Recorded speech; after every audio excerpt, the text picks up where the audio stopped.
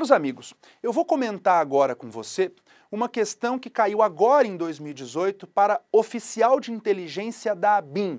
Uma questão envolvendo o tema do direito dos tratados e a Convenção de Viena sobre o direito dos tratados. Eu tenho uma obra publicada pela editora Forense, Direito dos Tratados, também no nosso curso de Direito Internacional Público, também da editora Forense, da edição 2018, também tem todo um capítulo de direito dos tratados. A pergunta aqui era a seguinte: de acordo com a Convenção de Viena de 69, define-se então por tratado o acordo internacional concluído por escrito entre Estados, regido pelo direito internacional, quer conste de um instrumento único ou dois ou mais instrumentos conexos, qualquer que seja a sua denominação.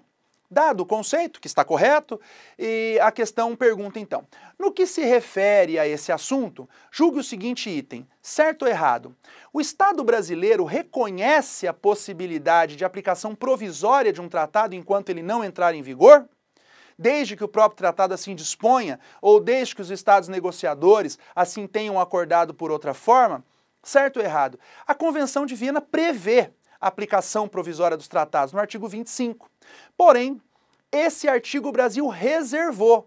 Inclusive, tem um artigo, na verdade uma matéria jornalística do chanceler, quando era ministro das Relações Exteriores, o professor Celso Laffer, até num certo tom, assim, meio jocoso, ele dizendo: olha, o Brasil reservou a aplicação provisória dos tratados, do artigo 25, mas aceitou, por exemplo, o artigo 12, que são os tratados em forma simplificada que entram em vigor a partir da assinatura.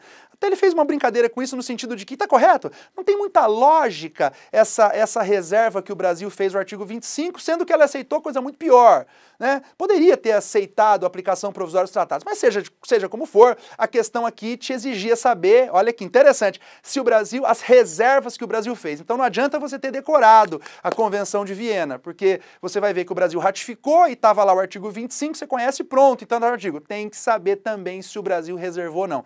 Essa é aquela chamada pegadinha cruel.